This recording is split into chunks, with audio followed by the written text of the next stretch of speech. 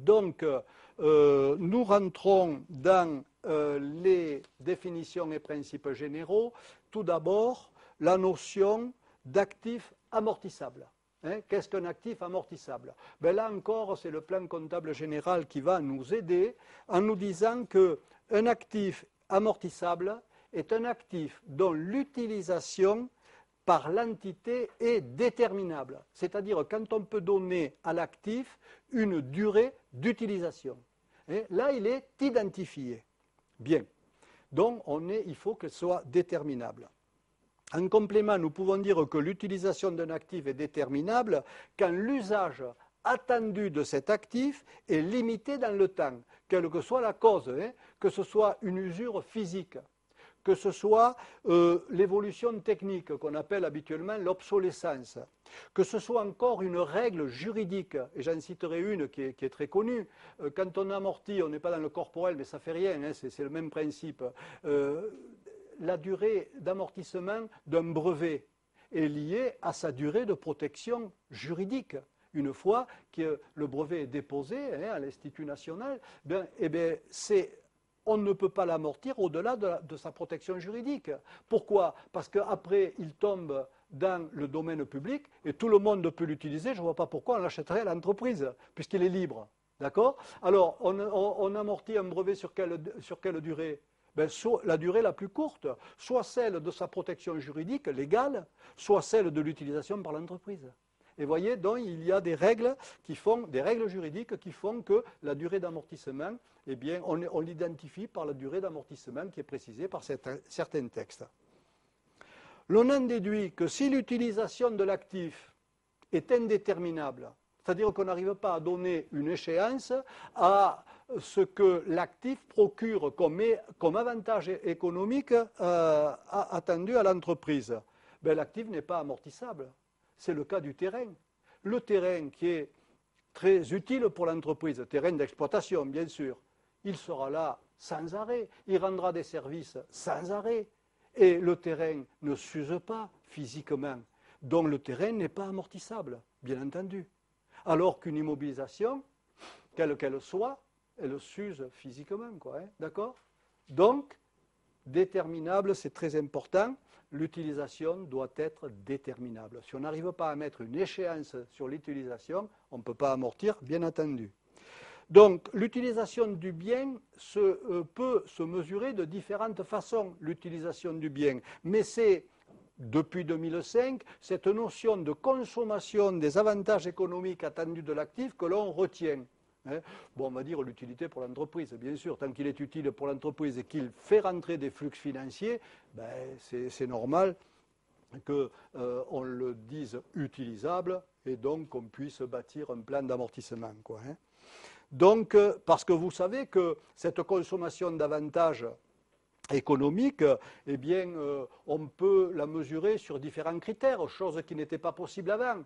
Maintenant, on sait très bien qu'il peut y avoir des unités de temps, des unités d'œuvre, des nombres de pièces produites, des kilomètres effectués, etc. On peut faire à peu près maintenant, on peut prendre en compte ce qui est le mieux adapté pour l'entreprise. Donc, remarquons tout de suite que l'utilisation maintenant, enfin quand je dis maintenant, c'est depuis 2005, on référence toujours ce 2005, eh bien se réfère à l'entreprise. Donc on adapte par rapport à l'entreprise. Alors qu'avant, on se servait, pour tous ces problèmes d'amortissement, on se servait des usages. Et notamment des usages que l'administration fiscale avait fixés. Des usages par actif et par activité. Matériel 10 ans, matériel d'occasion 5 ans, etc. Non, maintenant non. On peut avoir, pour ceux qui étaient traités de la même façon dans différentes entreprises à l'époque, on peut avoir maintenant des tas de traitements différents. Un même matériel pourra être amorti dans une entreprise sur 5 ans, dans l'autre sur 10, dans l'autre sur 15, si chacune d'elles pense l'utiliser 5, 10 ou 15 ans. Donc, vous voyez, ça a quand même apporté des changements importants. Donc, rappelez-vous, maintenant, on se réfère à l'entreprise et non à des usages. Ensuite, nous avons la notion d'amortissement. Alors, c'est une notion qui correspond à la répartition du coût de l'actif, du coût du bien, sur la durée probable d'utilisation. L'amortissement, c'est ça, on dit, ça me coûte ça, et ça, je vais l'utiliser pendant 10 ans. L'amortissement, la notion d'amortissement, c'est la répartition dans le temps d'utilisation, dans les 10 ans dans l'exemple, du coût de ce bien. Ça, c'est bien entendu des principes classiques, de base. On ne va pas rentrer ici dans le détail. Mais c'est quand même un changement radical par rapport au passé, puisque la durée d'utilisation n'était pas retenue à l'époque. Rappelez-vous, on se basait sur bien sûr des coutumes, mais on était parti sur la durée de vie du bien. La durée de vie du bien. D'accord? Et un bien a une durée de vie qui peut être comparable presque au travers de différentes entreprises. Or, l'utilisation, non. L'utilisation, non. Et donc, on se réfère de plus en plus à l'entreprise. Ensuite, nous avons comme autre notion le plan d'amortissement. Bon, on va dire que cette répartition du coût de l'actif dans le temps d'utilisation se formalise dans un plan d'amortissement que nous étudierons en détail dans quelques minutes.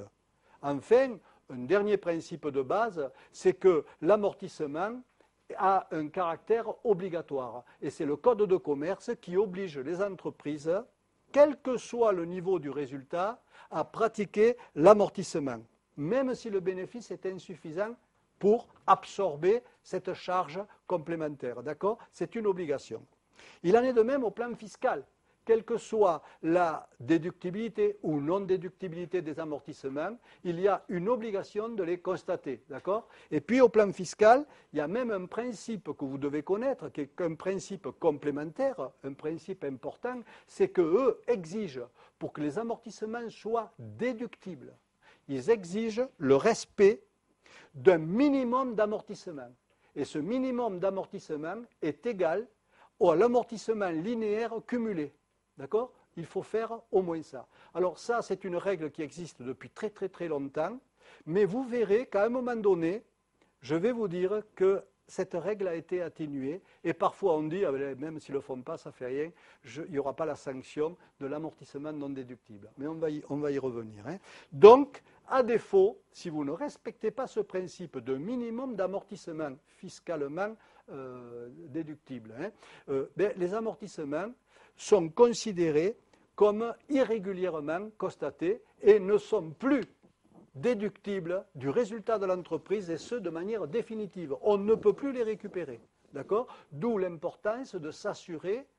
Et justement, avec les modifications qui touchent l'amortissement depuis 2005, on risque d'avoir des amortissements comptables inférieurs, et je vous expliquerai pourquoi et comment, et qui risquent de ne pas atteindre ce minimum fiscal. Et là, c'est très dangereux, parce que si on ne l'atteint pas, ça veut dire qu'ils seront irrégulièrement, et donc irréguliers, et ils ne seront plus déductibles au plan fiscal. Donc des fois, dans certaines occasions, on sera obligé de faire quoi? Parce que la comptabilité, on doit respecter la règle comptable. Ces nouvelles notions de 2005, il faut les respecter.